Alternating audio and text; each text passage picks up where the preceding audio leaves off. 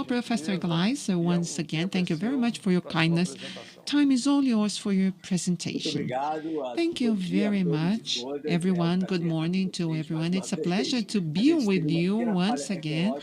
We had a minor technological glitch, which only demonstrates that technology is not infallible.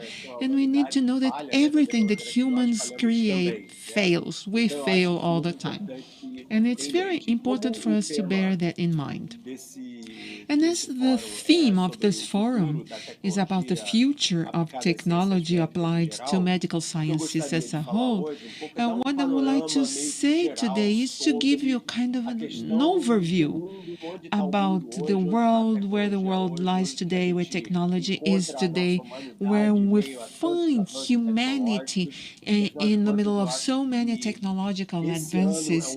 And I think that this is a particularly marking and determining year for the future of humankind because of political, epidemiological reasons.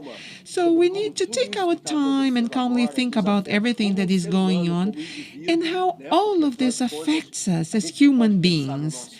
So we can think of our work, community, and our state and country before thinking how we are in face of the whole context. So I think it is important for us to start talking about what is going on and what the pandemic has been teaching us.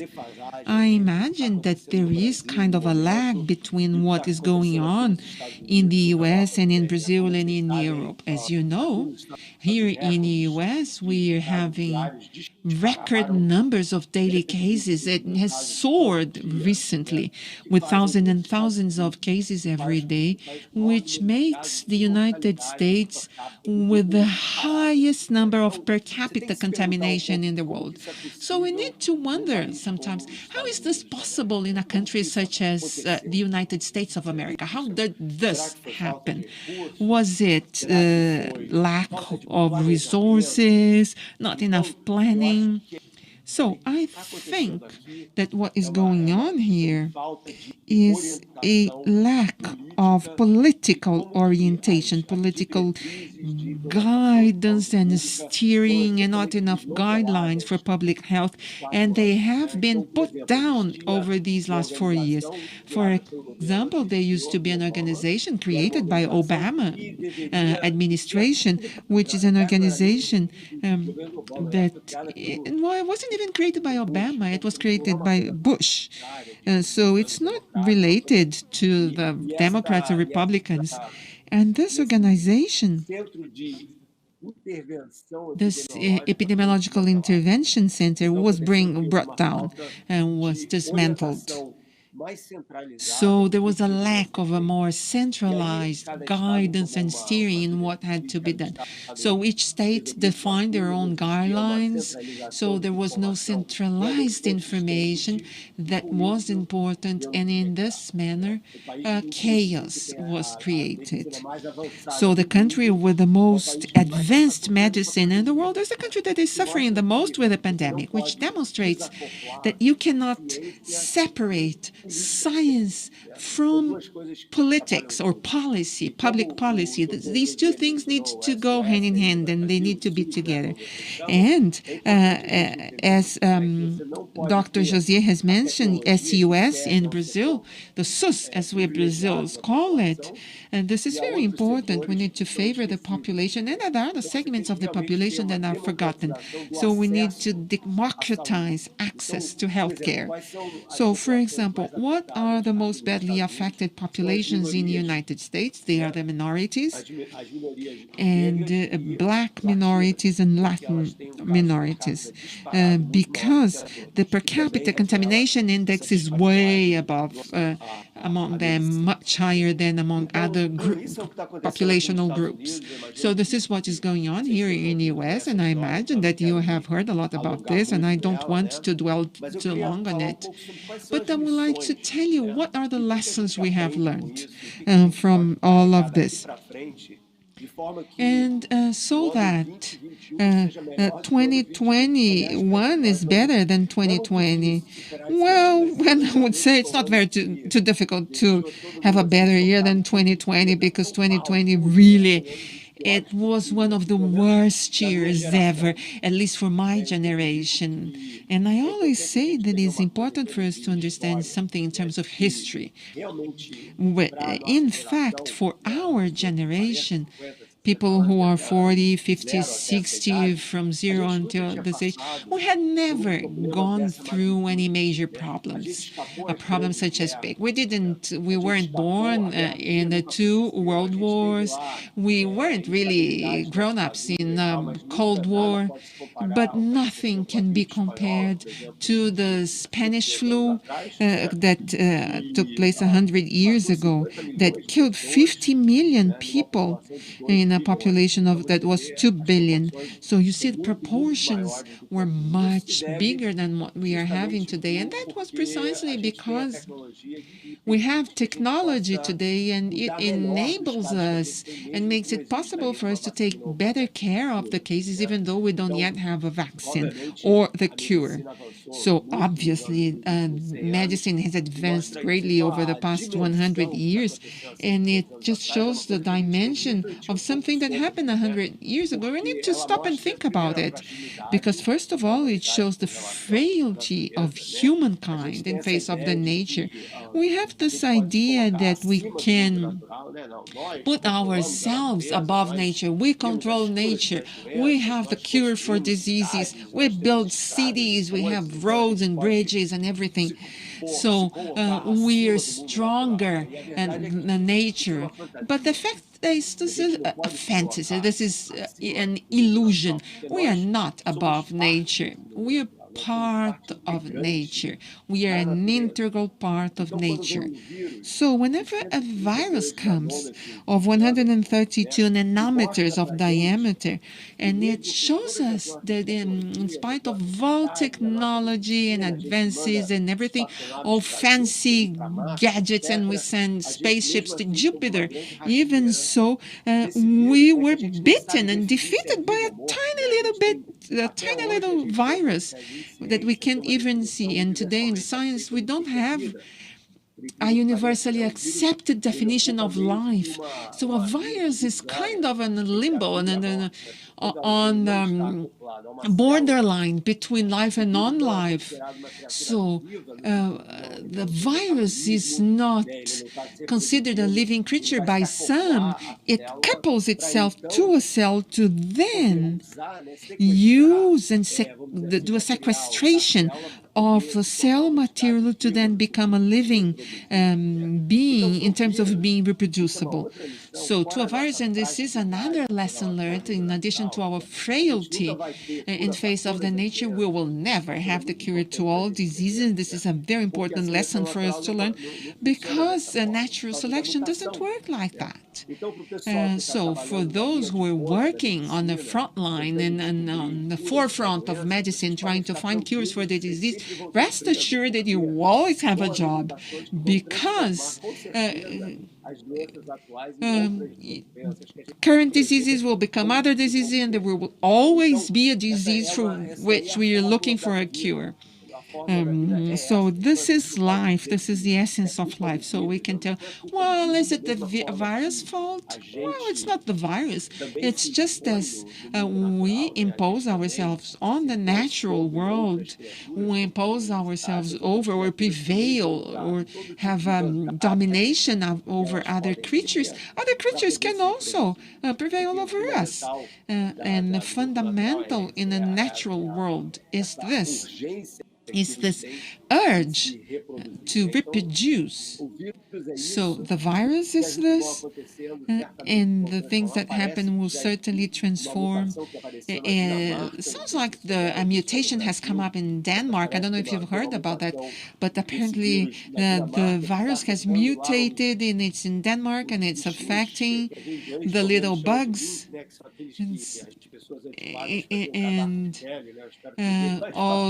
And Yes, people used to have fur coats in the past, mink. Um, and so we need to always be ready for that.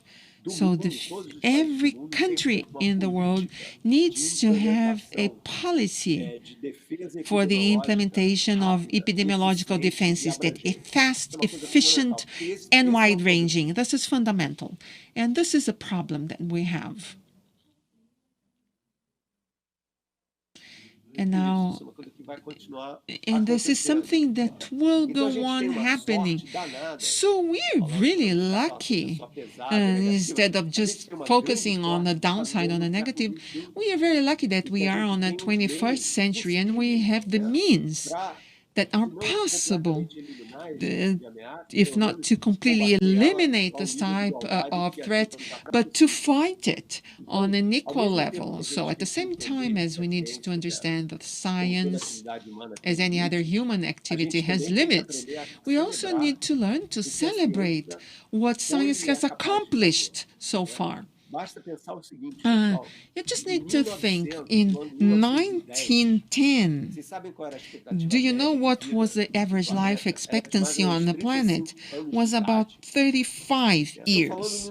So I'm saying 100 years ago, in the early 20th century, I'm not talking about the Middle Ages, it's just 100 years ago, life expectancy was only 35 years, and now it's more than 70. So we've managed to double life expectancy for humans. How did this happen? Well, this happened because of medicine, because of urban planning policies, because doctors and epidemiologists understood that the origin of diseases lies on bacteria, on contaminated water, public sanitation. We're very proud of Oswaldo Cruz, Carlos Chagas, and other renowned Brazilian physicians. And we have this history. Also need to understand that the history is always advancing all the time. So a country that wants to assure health is a country that needs to keep on the forefront of technology, exploring technology, with cultures, developing new cultures and new ways of with simulation models, epidemiological. For example, how do we know that so many people can die in so many days? So there are mathematical models that are used to make this type of forecast.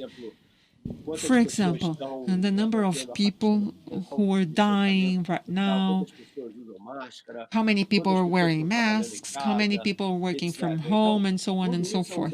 So all of this is used in these models that are the models that can inform us, not with 100% certainty, because there's no 100% certainty for anything, but with a very high likelihood what is going on. And all of this has been developed in the 20th and 21st centuries.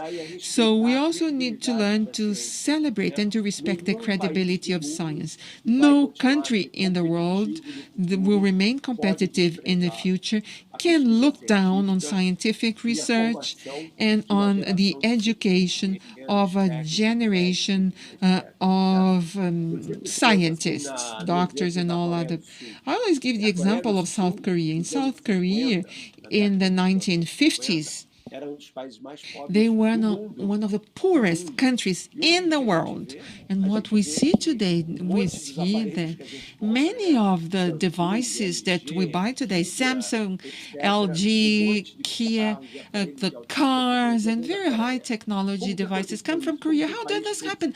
How could this country turn from one of the poorest countries in the world to one of the richest and most high-tech countries in the world? Well, because they bet on scientific education. They bet on providing education to a whole generation of very, very highly educated technicians to transform the economic situation of the country, and in this manner that transformed technological hegemony in Korea and they're competing today with Japan as equal. Same thing for Japan. After World War, it was brought down, decimated, and look at where they are today. So we need to bet on the development of science in Brazil. We need to bet on the youth that is really eager to go on a scientific career, medical or something else, but a career that is capable of providing to them, men and women, a good life, and not something like I work, I go to the university, I get a master's degree, PhD, and then I have nothing to do because I have no bigger goal, because the government doesn't give employment, and I have no personal development goal. I have been talking a lot about this, and because I work in scientific relationship, I'm always present on the Brazilian international press. I get dozens and dozens of messages every week of young people saying, I want to be a scientist, I want to be an engineer, I want to be a doctor, but I worry because I don't know if I can make money, I can make a living out of that. So it's very important. This is the path to the future. The 21st century will be the century of automation, will be the century of automation and digitalization of the labor market. It's a century of machine learning, artificial intelligence, genetic engineering, nano technology, biotechnology. So this is what's going to happen in 10, 20, 30 years. It's already happening. It's going to become increasingly more important. So today's companies need to go on this journey if they want to remain competitive. Otherwise, what is going to happen is what happened to Kodak. Do you remember Kodak, that company? As a child, everyone wanted to have a Kodak photographic camera. And where's Kodak today? It's disappeared. It's vanished. Why? Because it didn't believe in a transition between the analogic technology model, having the film and to develop the photograph, and the digital photography. So today we have Canon, Minolta, and other companies that have embarked on digital technology because they changed as times changed. They advanced with time. So we need to embrace technologies, and this is absolutely essential. And Brazil needs to bet more on technology.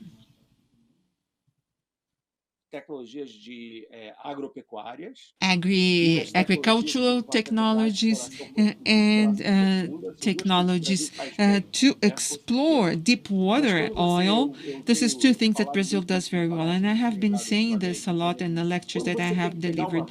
When you need to get a machine and you need to press a button, do you know a machine that you press a button that is made in Brazil, that has a Brazilian brand? Very few, very, very few. And certainly our brands are Volkswagen, Ford, BMW, Audi, and so on. So our cell phones, well, when I was a child, there used to be a brand called Gradient for sound stereo equipment, and Dr. Josier remember Gradient was the best because they competed with Sony, Mitsubishi. Well, they disappeared. Today we have Embraer airplanes and very little high tech in Brazil. What happened to technology in Brazil? Why isn't Brazil doing this? Even in the medical area, I'm sure you have millions of problems, lots of difficulties and hindrances to import devices from Brazil and Europe and all over the world. And I say that because I have many physicists that need very high precision machines, and all of them come from Germany, Japan, China, US. So this is not something being manufactured in Brazil, but it could.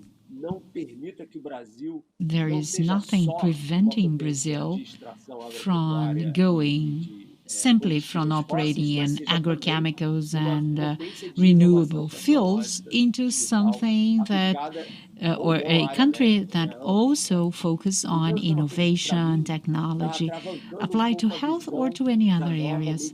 So I think that this is what is somewhat creating a hurdle to the development of medicine, your own area. I think we really have to bet on the fact that we can create innovative technologies in Brazil, not always having to import them from abroad. Creating, for example, financial incentives or tax incentives, or offering courses that would really encourage young doctors, engineers, technicians to learn more about that. Of course, there are excellent centers in Brazil, such as Butantan, Oswaldo Cruz Foundation, but I think we need more basic science organizations in Brazil. I think we still have got room for improvement in these areas. The technologies that are coming from Silicon Valley, close to San Francisco, or from China or Germany, are going to change entirely our workplace. And Brazil is going to be part of it, inevitably. Let me tell you a brief story just to give you some color about it. Automated cars, driveless cars. So a car where there is no need for a driver. It will be a robot car that is going to take you all over. These cars are being developed by Google and other companies in the US, Mercedes-Benz, for example. It has in a number of roads in Nevada, for example, and you are all following what's going on here. But in Nevada and Arizona roads, in these two US states, Mercedes-Benz has an 18-wheel truck which is driverless. And it's already running. And why is it important? Why a self-driving truck? There is something good in it because if a computer machine is doing the work, we can reduce human failure. So human error is the main cause of traffic accidents. So safety will be enhanced if we have self-driving cars and trucks. But people will go crazy by riding a car like that, especially in Brazil, who people like to speed up a little bit. These self-driving cars are going to abide by the traffic rules because they've been programmed to do so. It won't be possible to override the machine and say, well, let's just speed up. No. So I think drivers won't like it, or former drivers, so to speak. In addition to that, what's going to happen with the 3 million truck drivers in Brazil, in the US, with, for example, taxi drivers or Uber drivers, those who are making additional cash by driving an Uber car? What's going to happen with school bus drivers when all these jobs are handed over to machines? This is just one example. Just like that, there are so many others, including the medical area. Surgeries performed by robots, especially microsurgeries, in treating highly localized cancer tumors, the precision of a machine is much higher than that of the human hand. This is something that we should always bear in mind. Technology has a good and a dark side of it. The good side, the light side, is when we use technology to help us, to aid us as a supporter for development and improvement of our species. The dark side is that all technology has a cost with it. Environmental cost, social cost, especially in those technologies that involve automation. People will have to be re-educated to be able to remain competitive in a constantly changing market. This is something that is going to happen. It's already going on. There are some new professions today which did not exist 15 years ago. For example, when we're speaking with young people, what do you want to do for a life when you grow up? Well, I want to be a YouTuber. So Felipe Neto, and there are, professional YouTubers, and all the young people know them. I'm going through this path to some extent, not professionally, of course, because I have a number of other things to do, but I can see the power of this new kind of technological platform. So, new platforms are being created all the time.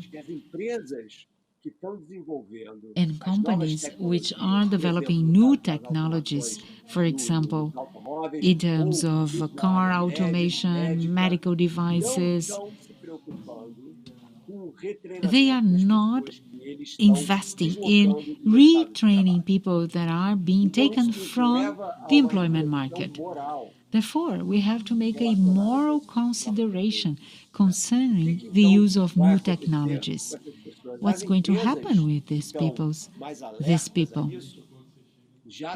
Companies that are paying attention on it are retraining their own staff so that they can keep up with the market changes.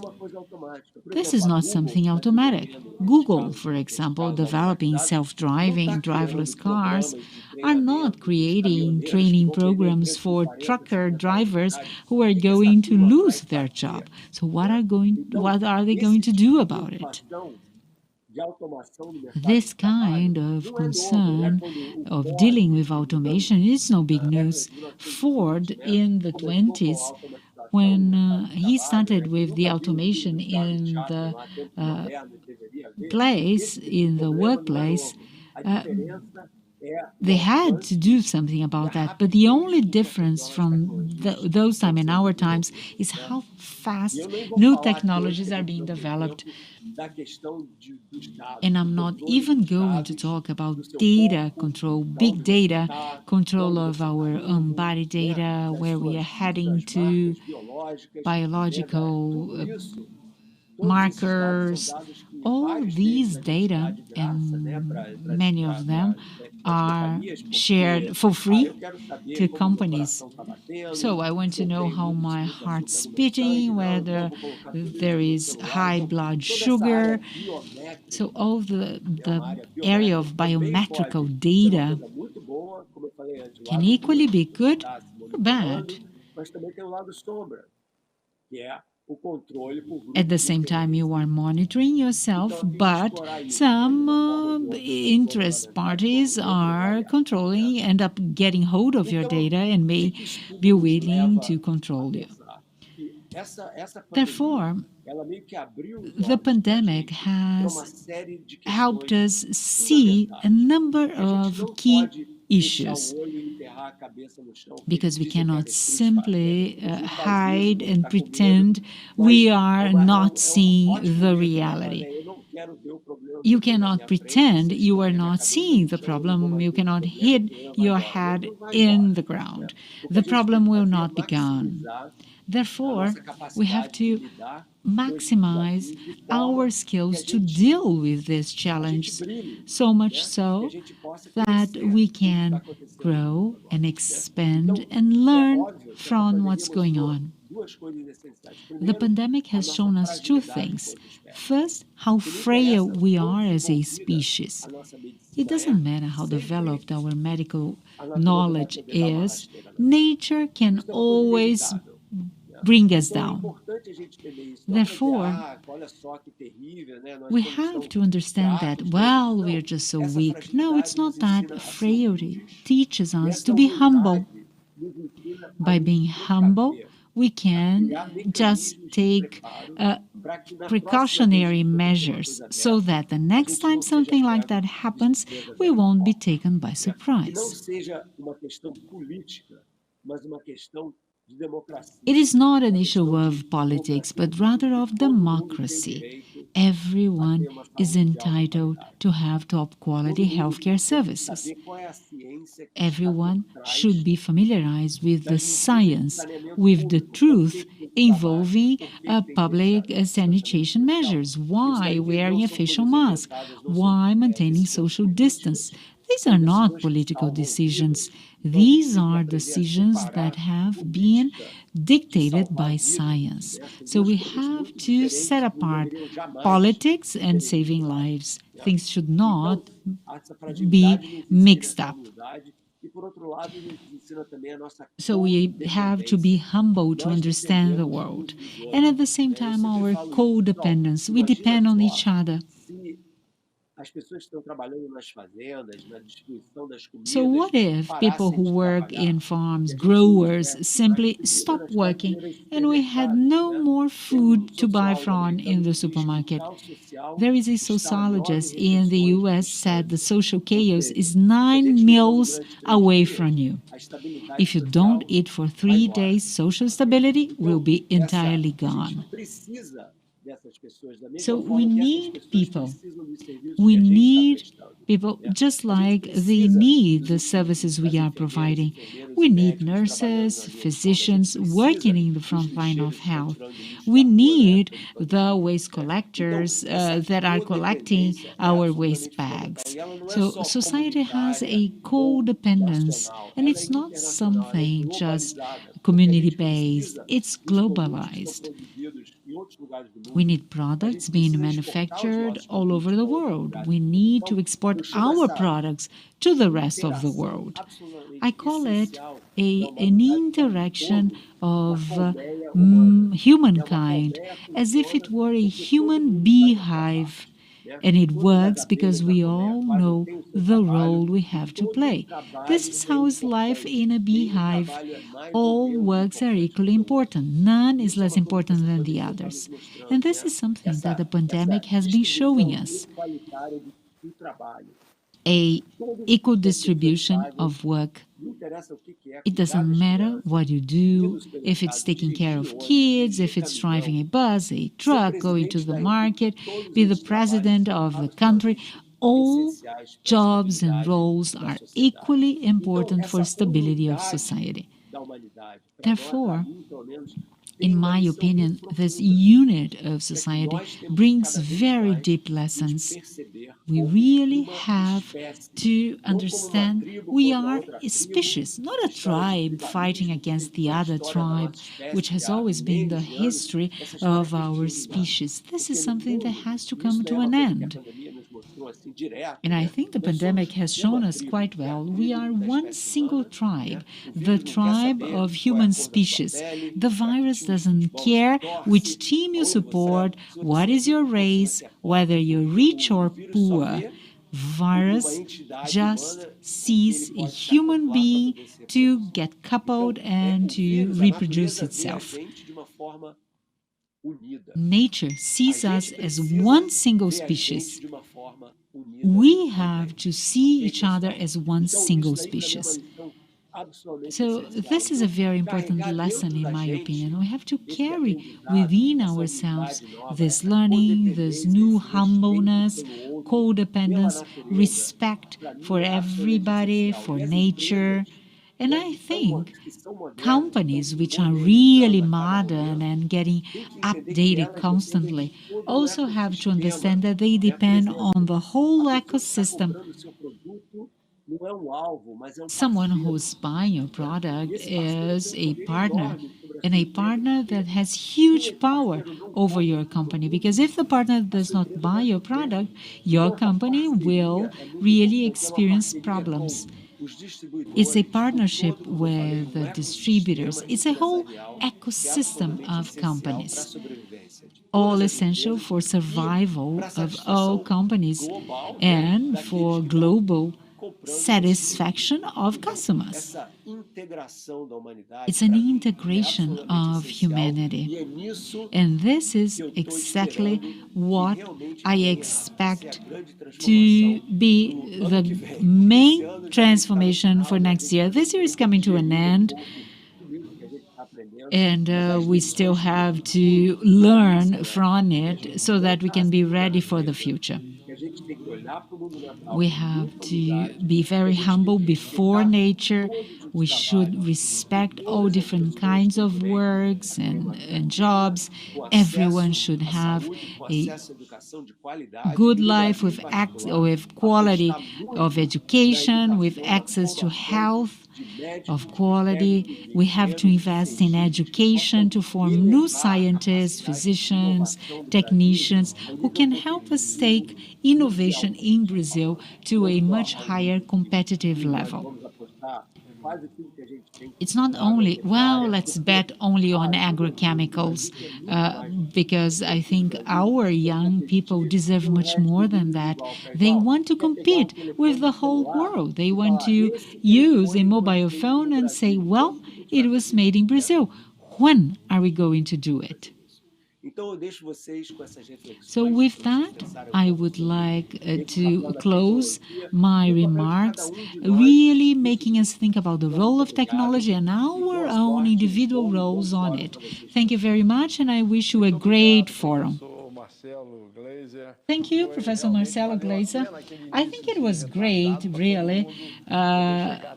You see, we had a chance of welcoming everyone and finally be able to hear you.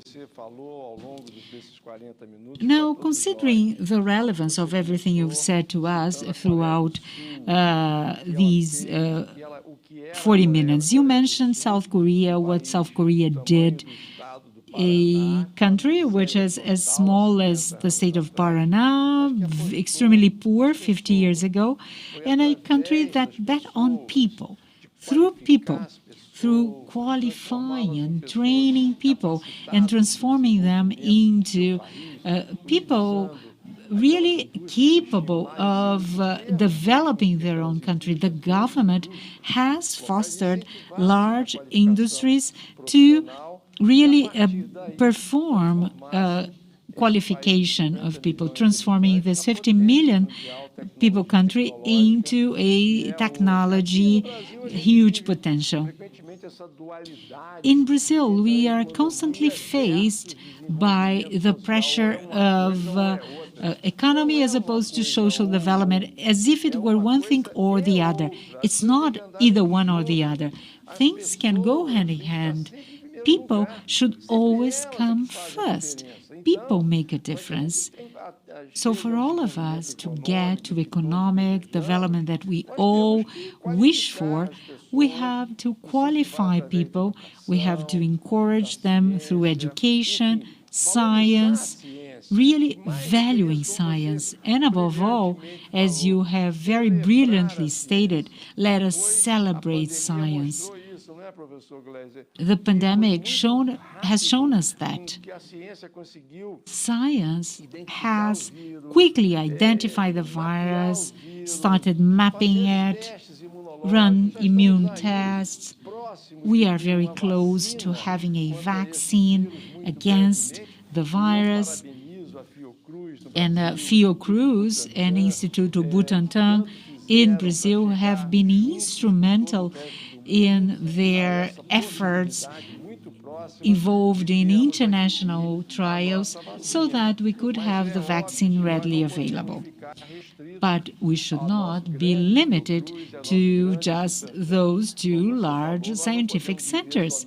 We cannot simply leave of fossil fuels and agrochemical industry. We really have to develop a number of other areas of knowledge through a collaborative model that you've pointed out. COVID-19 pandemic showed us that we really depend on each other, and this is something sustainable. This is sustainability, isn't it? The dependence that we have one on the other. We cannot simply believe that we don't depend on those who deliver food to our homes or collect our waste or provide services. We need each other. And we also need India and China in providing supplies to our, for example, our PPE. PPE supplies came from these countries, which once again takes us back to what you said. Brazil cannot depend so strongly on industries from other countries. And this is exactly one of the topics we are going to address in the next panel. Our next panel is going to talk about the development of industrial health in China and what we need to do in Brazil to stop depending so much on the development of other countries to provide basic supplies, really transforming Brazil into a country that has high self-esteem and confidence. So, Professor Marcelo Gleiser, thank you very much for your kindness and for your time. It's been a pleasure and an honor to have you here with us. You are someone who really makes us very proud. You are an example of a Brazilian citizen who really helps us keep our high self-esteem. Whenever we are down and low, we say, wow, think about Marcelo Gleiser. It is possible. He has done it. Maybe we can do it as well. You are a great inspiration of Brazilian youth. Thank you very much. Stay well, stay safe. Enjoy the new times in the U.S. Thank you very much. It's been a pleasure. Thank you. Immediately after, we are going to have our panel on economic and medical complex in China, moderated by Professor Carlos Gadelha from Fundação Oswaldo Cruz in Rio de Janeiro. Thank you, Marcelo. See you around. Thank you. Good day.